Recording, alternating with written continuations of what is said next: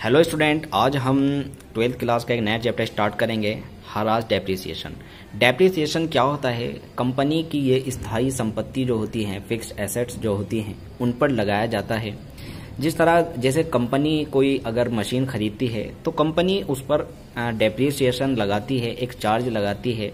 वो चार्ज इसलिए लगाती है कि जब मान लीजिए अगर कोई मशीन कंपनी ने 1 लाख रुपए की खरीदी है और 10 साल कंपनी मान के चल रही है कि 10 साल ये यूज हो सकती है, तो कंपनी ये चाहती है कि भाई इस पे 20% हरास लगाया जाए, डेप्रिसिएशन लगाया जाए। तो एक निश्चित परसेंटेज से उस मशीन पर लगाया जाता है और एक अकाउंट बनाया जाता है डेप्रिसिएशन का। तो हर साल उस डेप्रिसिएशन के नाम का उस जो मशीन की जो अमाउंट है उस पर डेप लगाकर उसकी अमाउंट डेप्रिसिएशन अकाउंट में ट्रांसफ़र करते हैं। तो एक टाइम ऐसा आता है कि उस डेप्रिसिएशन अकाउंट में जो मशीन की कीमत थी वो पूरी हो जाती है। तो इससे जो कंपनी, जो कारखाना होता है, जो मालिक होता है, उसको ज़्यादा असर नहीं पड़ता। अगर उसको 10 साल बाद या 5 साल बाद मशीन ख़राब हो जाती है तो वो उसको बेचकर नई मशीन ले सकता है और उस पर ज़्यादा भी उसका भार नहीं पड़ेगा। तो इसी वजह से डेप्रिसिएशन लगाया जाता है। इसकी अगर हम डेफिनेशन के बारे में अगर पढ़े तो जो कार्टन है, एक संपत्ति के मूल्य में किसी भी कारण से होने वाले शनै और स्थायी कमी को हरास कहते हैं। ठीक है, तो ये धीरे धीरे संपत्तियों इस पर डेप्रिसिएशन लगता है। धीरे धीरे जब कमी होती रहती है किसी संपत्ति में तो वो डेप्रिसिएशन होता है। इसके लक्षण देखिए क्या है। ये केवल स्थायी संपत्तियों पर लगाया जाता है, चल पर नहीं लगाया जाता। और ये पुस्तक वैल्यू मतलब कॉस्ट प्राइस जो खरीदा है उस पर लगाया जाता है। बाजार में उसकी क्या कीमत है उस पर नहीं लगाया जाता। इसके बाद ये स्थायी और निरंतर कमी होती रहती है, शनै होती रहती है। तो इसको अगर आप चैप्टर को पढ़ेंगे, बहुत इजी चैप्टर है। तो इसके कारण क्या होते हैं? इसके कारण कुछ आंतरिक कारण होते हैं। जैसे आंतरिक कारण में जैसे किसी भी संपत्ति का निरंतर प्रयोग करने पर हरास हो जाता है। निरंतर देखिए, मान लीजिए आपने कोई मोबाइल खरीदा है तो मोबाइल आज आप 10,000 का खरीद रहे हैं और अगर 1 साल बाद उस मोबाइल को बेचेंगे तो वो 10 का आपका नहीं बिकेगा, वो 4-5 हज़ार का बिकेगा। तो उस पर जो आपको 4-5 हज़ार का नुकसान हुआ है, तो कंपनी चाहती है कि भाई अगर हर महीने मान लीजिए या हर साल डेप्रिसिएशन की एक अमाउंट निकाले तो वो जो 5-6 हज़ार का जो नुकसान आ रहा है वो एकदम से कंपनी पर भार नहीं पड़ेगा। डेप्रिसिएशन अकाउंट में अगर वो ट्रांसफ़र करता रहेगा तो उसको इतना भार नहीं पड़ेगा। वो डेप्रिसिएशन अकाउंट से पैसा निकालेगा और नई मशीन खरीद लेगा। तो इस तरह होता है। देखिए, निरंतर प्रयोग करने से डेप होता है और समय व्यतीत होने पर, मूल पदार्थों की समाप्ति होने पर, जीर्ण शीर्ण होने पर। जीर्ण शीर्ण क्या होता है? जैसे पशु और वृक्ष होते हैं, ये संपत्ति होती है, तो कुछ ऐसे भी ख़त्म हो जाती हैं, खुद ही ख़राब हो जाती हैं, जैसे दीमक वगैरह लग जाती है लकड़ियों में।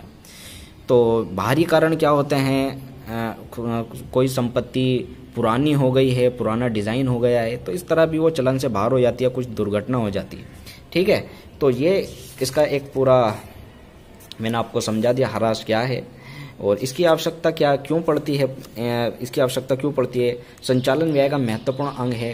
कंपनी के बहुत सारे व्यय होते हैं, वेतन या ब्याज, तो इसी तरह का ये भी एक व्यापारिक व्यय माना गया है ताकि इसे व्यय मानकर निकालते रहें तो इससे ज़्यादा लोड नहीं पड़ेगा अगर भविष्य में कोई नई मशीन खरीदेंगे। ठीक है, तो सही लाभ की गणना, लाभ हानि का सही लाभ की गणना होगी, क्योंकि संपत्तियों पर पता लगता रहेगा कि ये कितनी कॉस्ट है, तो उसकी सही लाभ की गणना होगी। वास्तविक स्थिति क्या है संपत्तियों की वो पता लगती रहेगी। संपत्तियों के प्रतिस्थापन हेतु अगर कोई एक निश्चित अवधि में कोई बेकार हो गई तो एकदम से नई संपत्ति खरीद सकते हैं। ठीक है, उत्पादन वस्तु की सही लागत ज्ञात कर सकते हैं। कर दायित्व की गणना भी हो जाती है। सही लाभ का वितरण भी हो जाता है। ठीक है, तो हरास का निर्धारण लागत मूल्य पर होता है, संपत्ति के अनुमानित जीवन काल पर भी होता है और अनुमानित अवशिष्ट मूल्य पर भी होता है। अवशिष्ट मूल्य क्या होता है कि एक मान लिया कि ये आगे जाकर इतने की बिक सकती है, तो अवशिष्ट मूल्य ये होता है। संपत्ति के विनियोजित पूंजी पर ब्याज भी होता है इसमें। ठीक है, तो ये इसके हरास की प्रबंध को आवश्यकता इसलिए होती है। ठीक है, अंतर क्या है ह्रास में और उच्चावचन में। ह्रास में आपको बता दिया क्या होता है। उच्चावचन होता है कि जब संपत्ति बाजार में घटने और बढ़ती है, दोनों चीज़ें होती है तो उसे उच्चावचन कहते हैं। ठीक है, इसके मूल्य में परिवर्तन का कारण कमी भी और वृद्धि दोनों हो सकती है। ठीक है, तो ये उच्चावचन हो गया। और इसके बाद ह्रास और अप्रचलन में अंतर है। ह्रास मैंने बता दिया। अप्रचलन क्या होता है?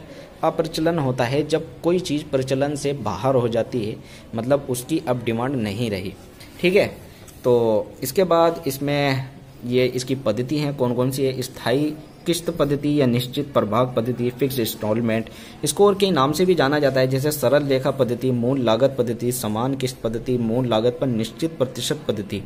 ठीक है, तो ये क्या होती है कि निश्चित प्रतिशत होता है उस पर लगाई जाती है, फिक्स होता है, तो ये वो वाली पद्धति है। इसके बाद दूसरी है क्रमागत शेष पद्धति या ह्रास शेष पद्धति। तो क्रमागत शेष पद्धति देखिए क्या होगा। इसको इंग्लिश में डिमिनिशिंग या रिटन डाउन मेथड भी कहते हैं।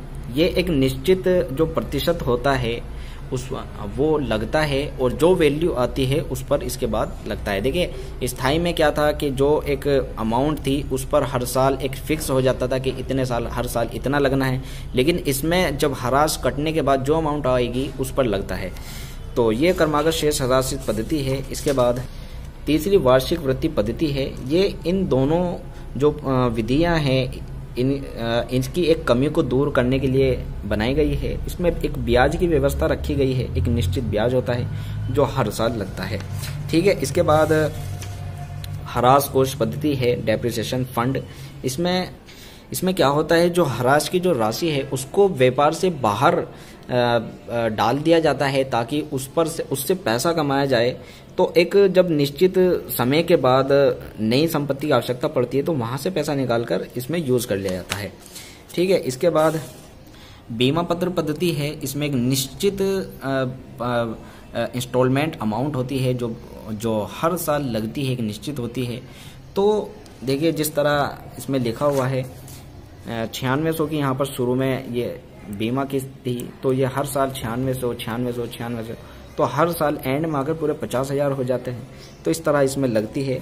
पुनर्मूल्यांकन पद्धति एक होती है कि हर साल बाद उस संपत्ति का मूल्यांकन किया जाता है और उस मूल्यांकन में अगर कंपनी में कोई कमी आती है, संपत्ति में कोई कमी आती है तो उसे ह्रास मानकर लिख लिया जाता है। अगर कोई कमी नहीं आती तो ह्रास नहीं माना जाता। इसके बाद दूरी प्रणाली है जो ट्रक या ट्रैक्टर या बस वगैरह पर लगती है। ये दूरी के हिसाब से इसमें ह्रास लगाया जाता है, उसका अवशिष्ट मूल्य निकाला जाता है, तो ये इन पर लगती है। फिर उत्पादन इकाई है, तो ये आप पढ़ लीजिएगा। इसके बाद कार्यरत घंटा प्रणाली है और रिक्तीकरण पद्धति है।